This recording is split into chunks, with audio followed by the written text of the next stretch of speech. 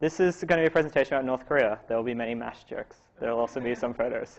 I want to start off with this. This is a map. At the top is North Korea. At the bottom is South Korea. There's a few things to note. And I'm only noting this because I've seen debates where this hasn't been realized. Korea is a peninsula.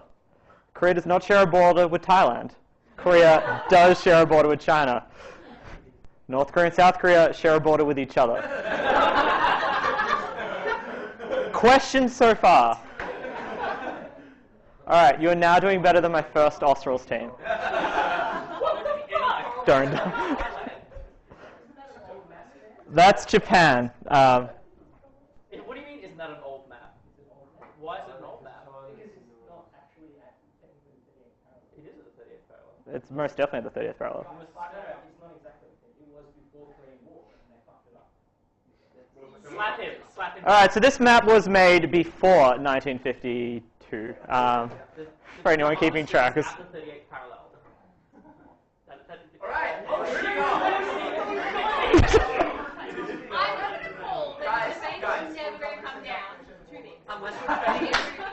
Unless we're betting against Madeline, geography is never going to be a substantial part of the argument. Shame.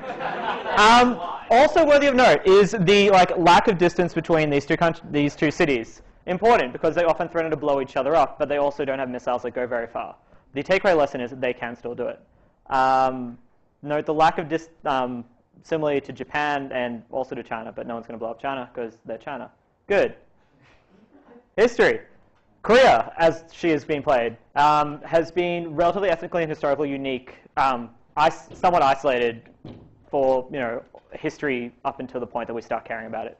The reason I tell you this is it plays a lot into the North Korean ideal. There's a lot of cultural background to being economically and self-sufficient. The idea that you really don't want to be reliant on any other country is a really strong part of the Juche ideal, which is the teaching that surrounds North Korean ideology. It's conveniently important because they can't rely on anyone else because everyone else hates them. But this played a large part in forming a lot of their identity. Japan liked to look at the country in 1910 and invaded.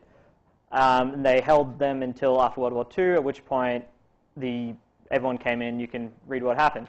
Basically, USSR took the top, the United States took the bottom, and they got along great, as they always tend to do when they colonize different parts of the same country. This led to a war. The North did start it, in case anyone's looking for a really historical precedent for us invading North Korea. The North invaded pretty much most of the South Korea until South Korea managed to enlist support from the United States, at which point they kicked their butts back up to the Chinese border, at which point China got nervous and kicked their butts back down to the 30th parallel. And that's where they played their games forever. Yes, I know that's not the entire history. Questions? I just wanted to know that you're able to parallel. That is important. I'm glad we were able to bring that up. Is that all right? Can I continue with the Liv? No. Did you also want to talk about the L's? Or? Okay. You are correct. I'm sorry. Good. That is all you need to know. So, North Korea has had 3 presidents. Can anyone name them? There we go. There will be... I thought Stephen just left with Mel. Well, that's fine then. They didn't say it to me, and now they're calling me getting angry. You can all go get the pizza if you want. I don't really have to. And in case anyone's wondering, there's a fantastic blog called Kim Jong-il Looking at Things. It has since run out of material because he's dead, but it still remains funny to this day. More so because when you're actually in Korea, that is all the pictures they have up everywhere. So they're really into the Tumblr as well, except they use notice boards. They're kind of, with the forerunner to Pinterest for anyone that was born before 1995. The 3 of you still in the room. Fuck you all. Okay, so the most recent one is Kim Jong-un. He's an interesting one in that, 1, he's really funny looking. 2, we had a lot of, 2, we don't know a lot about him as of yet. For example, no one actually knows when he was born, sometime between 1981 and 1984, depending on which source you believe. I find that really weird in this day and age, but here we are. Before he came to power, there was a lot of speculation about him, mainly because there was 1 photo of him, which was when he was 11, that we'd ever actually seen of him, but also because we thought he was going to be much more of a liberal reformer. He went to university in Switzerland. Maybe Sweden, no one knows. He went to university in Switzerland, we think. The funny story there is that his brother also went to university in Switzerland, and because all this history is just based on people seeing him, Either A, the Swiss are really racist and think they all look alike, or B, they actually both went to university in Switzerland. So take that analysis as you will. So the hope was that he would be more liberal, and as I'll explain later in the day, there is a possibility that he may become more of a reformer than his father before him. The issue is, now at the moment, in case anyone's not been following the news in the most recent years, he's having a little bit of a temper tantrum, and when he has his temper tantrums, a lot of missiles get fired into the ocean and people get really, really mad. So whether that is a domestic struggle, and there's a lot of arguments to say this is really just him trying to prove to the North Korean people and the military leadership behind him that he actually can control the country, or he actually legit wants to go to war with the United States,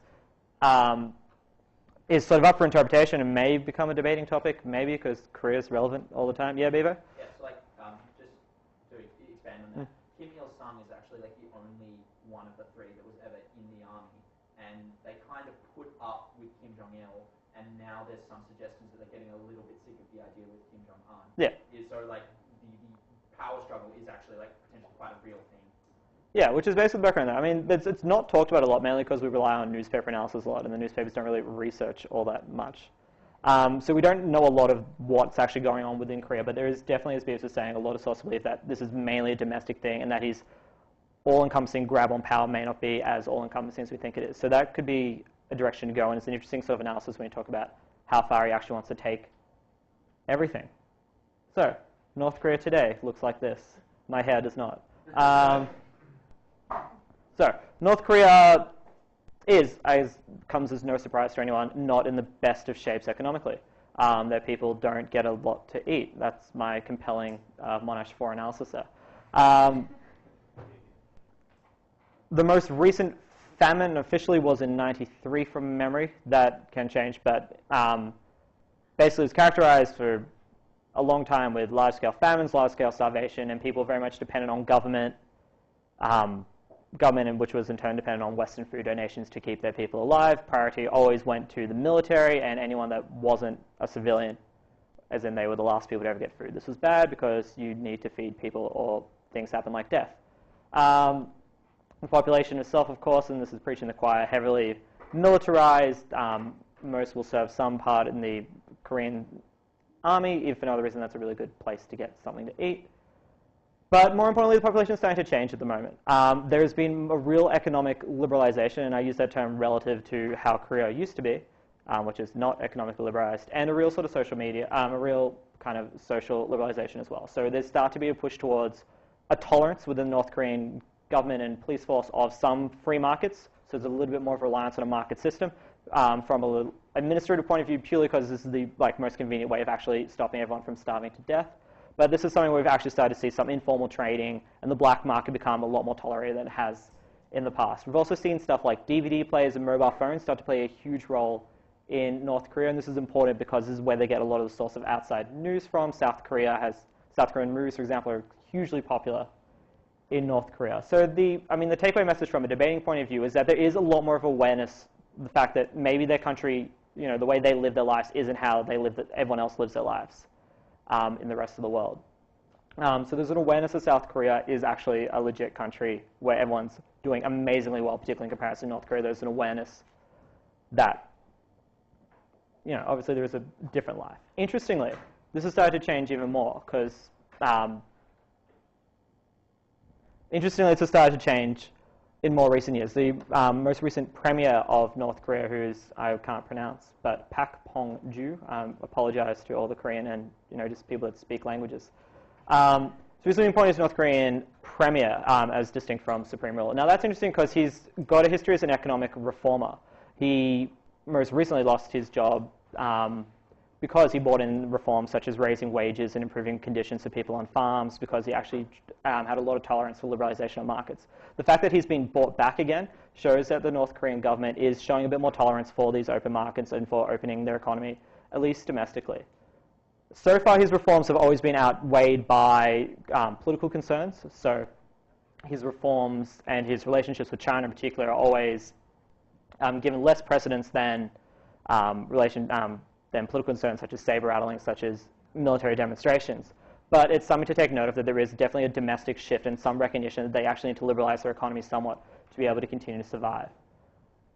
The government up until this point had relied extensively on this rhetoric of being in a state of war, that because they're under such attack from South Korea, because they're under attack from the US and other Western enemies, that they've been able to justify the hardships to their population increasingly.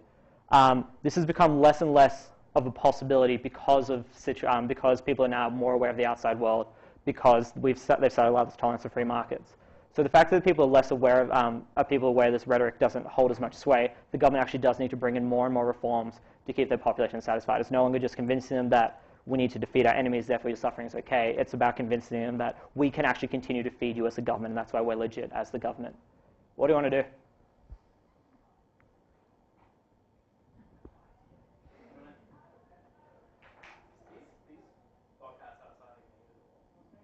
It's your session, man. What do you want to do? Yeah. I think that. Yeah, sure. Go for it.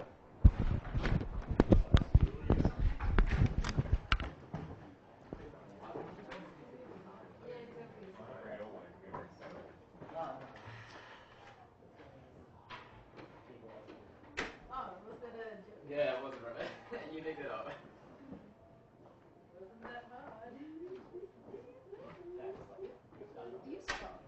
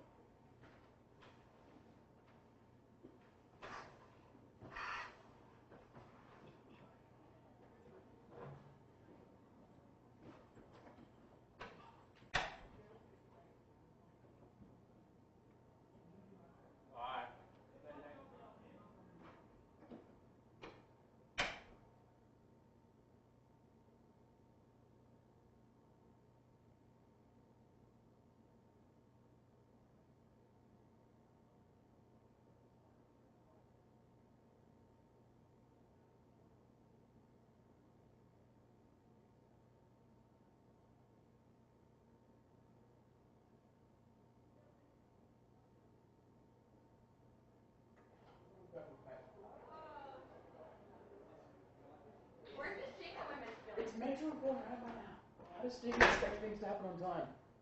Like, I've legit not seen it. I don't think it exists. It doesn't exist. I think it's just used last week. I'm gonna go ask him if he thinks this is it. Or do I stop with purple pen?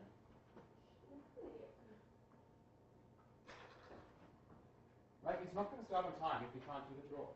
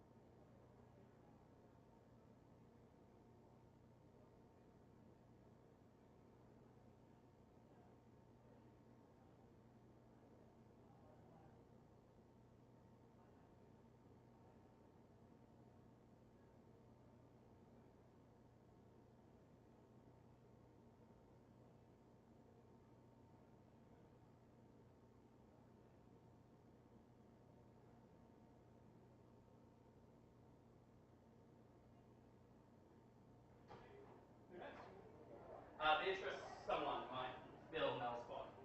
Sorry, what? Beatrice might fill Mel's spot. Mel's spot? In your, sorry, Nisha's spot. Beatrice Paul, yes. Yes. She is. That's happening. I haven't spoken to her.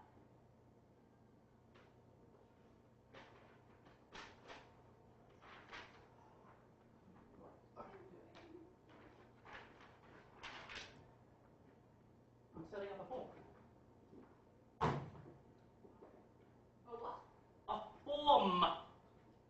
For signing up for debating? Yes. There's already one going around. Apparently it is last week. Lol. You're supposed to do this during the training session? Yeah, I understand. We're restarting the training session. Oh, you mean you didn't finish the training session? Apparently not, Beck. Many things have happened. I don't understand any of them. Well, this is crap organization, Stephen. What have you been doing?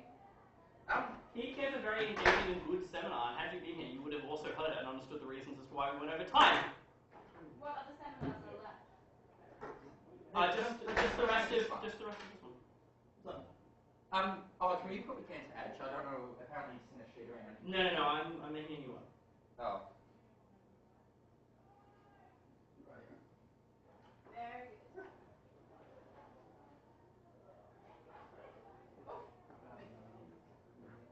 Someone was looking for you. Yeah, I'm looking at the mood as well.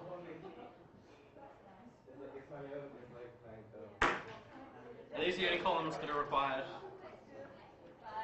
What's the HF's doing? Adjudicate or debate.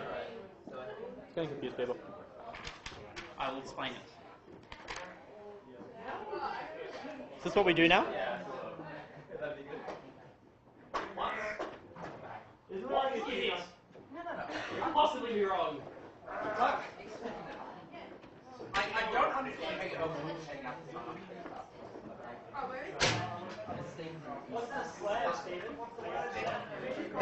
Seem mad, Steve. Hello. Hi, everybody.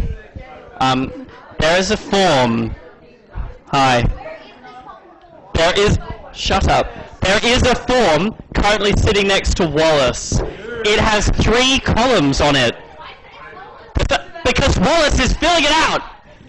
Wallace has the form. The form has 3 columns on it. Shh. The first column says name. Please fill out your name in that column. The second column has A/D on it. Please indicate A if you would like to adjudicate. Not in Malaysia.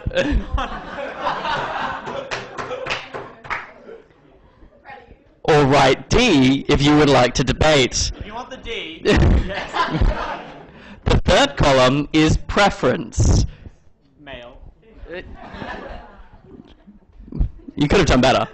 Preference indicates who you would like to debate with. Does anybody have any questions on the form? You would put nothing in the preference form. Shut up. Or maybe you might put who you would prefer to adjudicate. Yeah, cool. Anyway, back to Sam. We have Stephen come in just to remind you that the presentation could be live.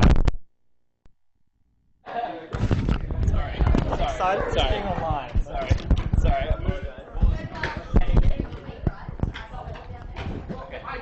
Alright, you thought you could escape. Mwahaha. This will go for another 5 minutes, 10 tops.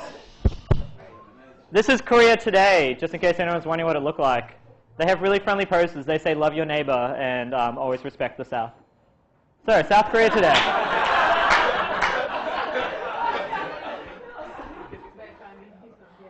Shame on that.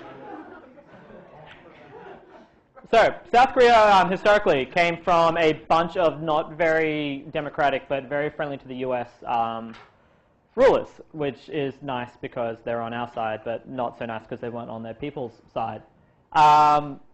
Recently, we've seen a real shift towards democratization. There is more history to that, but I don't really know it because I'm qualified to talk on this.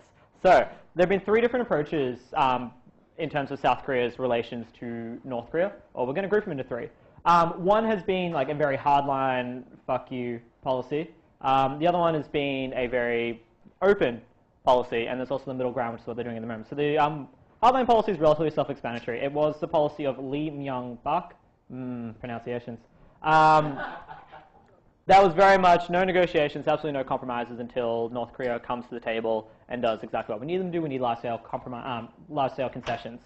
Unsurprisingly, North Korea didn't take particularly well to being told exactly what to do. Appreciate it, Beavis. So we saw really no human rights improvements, and relations between those 2 nations became quite antagonistic. What do you mean by antagonistic? I mean they sunk one of the South Korean ships, the Chosun, for those playing at home. They also laid a ton of fire down on Yeonpyeong, an island on the border of North and South Korea. Matt can pronounce it really well, which killed 4 people and injured another 18. And they also sunk the Republic of Korea, so that's the South, ship, the Cheonan. Again, that both happened in 2010, which is like your pretty clear examples of the hardline policy probably doesn't act very well. There was also a killing, but I can't really remember how that worked. So, there was the Sunshine Policy, which was the other end of it. It has a nice and happy name because it was a nice and happy policy. Everyone get along really well.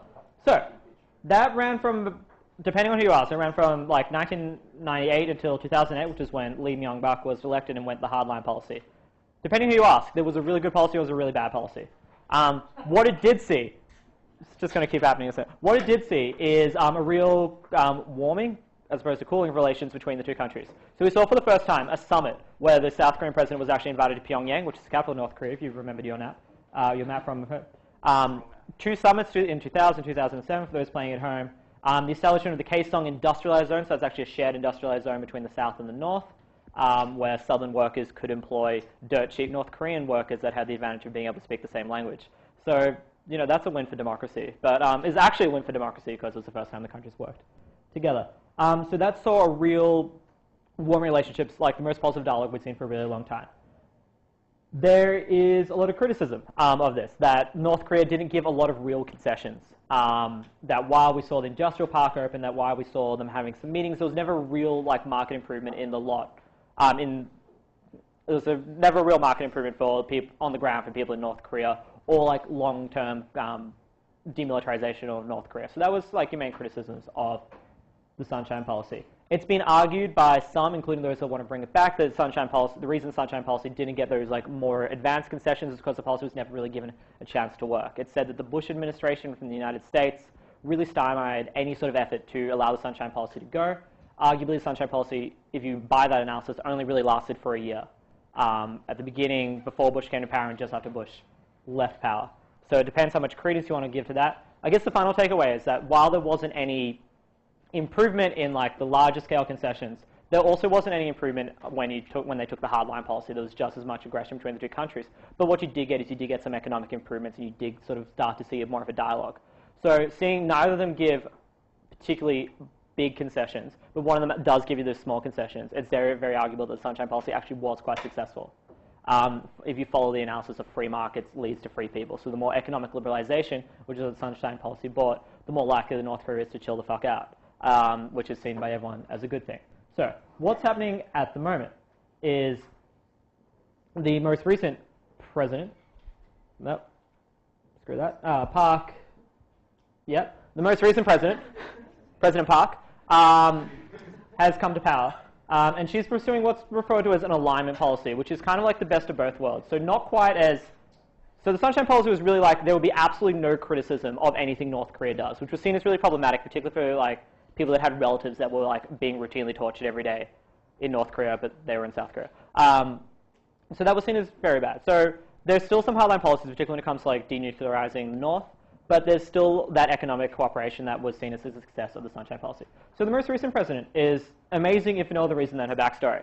Her mother was assassinated by North Korean spies sent across the border. Her father was the president at that point. So it is literally personal for her, and she has some fantastic grudge, which will at some point become a blockbuster United States, blockbuster movie. This is me predicting the future when you're listening to this recording 5 years from now. And it's a really bad Korean movie coming out. Okay, she's got a very pro-United States view, as pretty much every Korean president has had, if no other reason than the United States military support is the reason that South Korea still exists. Ish. But she had the difference from her predecessor. She's angling herself more to work towards the Chinese as well. That she sees the Chinese as a really important cooperative pillar, as important as the United States. One, because of the trade relations, but more importantly because they know that China's got the best chance of having North Korea cooperate. But at the same time, she's pursuing a more hardline policy than we saw with the Sunshine Policy, where she really doesn't support the United States and other countries rewarding North Korea every time North Korea spits the dummy. That is, every time North Korea threatens to blow something up, they were often giving concessions such as more aid in return for not blowing something up. She's not a big fan about that. At the moment, it's just in rhetoric. It'll be interesting to see how that turns out in the coming months in terms of how they actually act. So that's the state on the ground at the moment between the two countries. So what do we have to worry about? Everything is the answer. So the big one that we talk about a lot, and we love to talk about in debating because we really haven't moved on from the 80s, is nuclear threats. One being that North has or is trying to gain a variety of different nuclear weapons, which is not particularly good.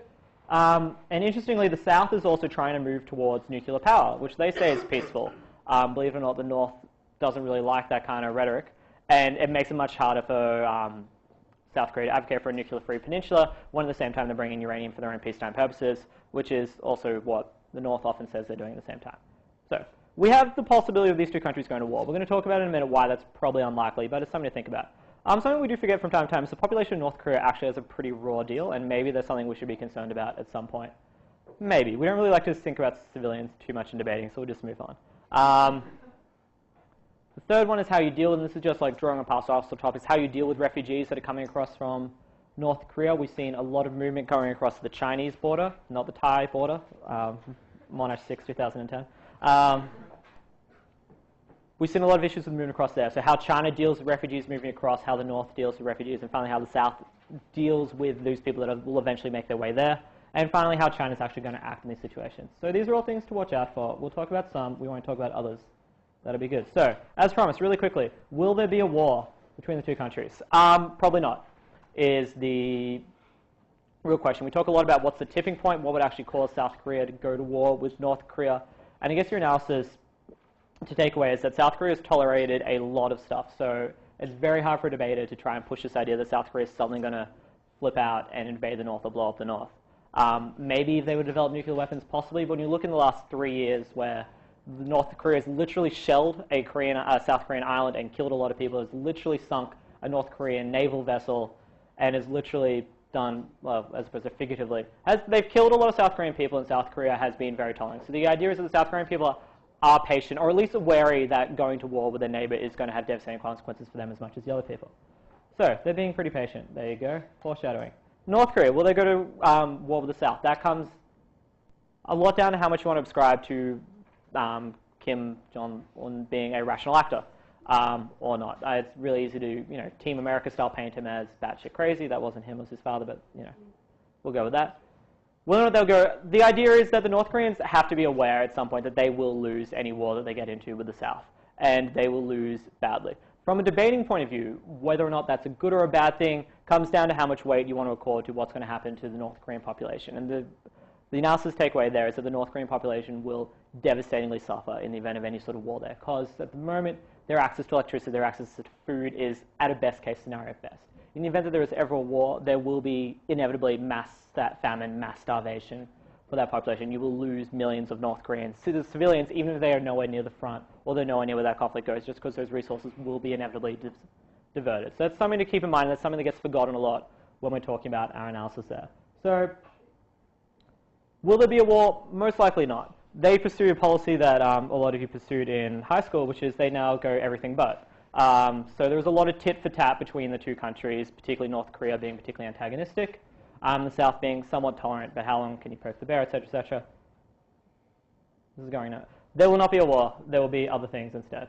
Okay, if there was a war, who would win the war? We already talked about this, so we're skipping that one. All right, so what is China doing about this? So China is the North's largest ally, and some could say only ally, but them and Syria are getting pretty cozy at the moment. So China has historically been the biggest supporter of North Korea. They are the reason that Korea can still afford to feed its people and buy nuclear weapons. So we have good things and bad things there.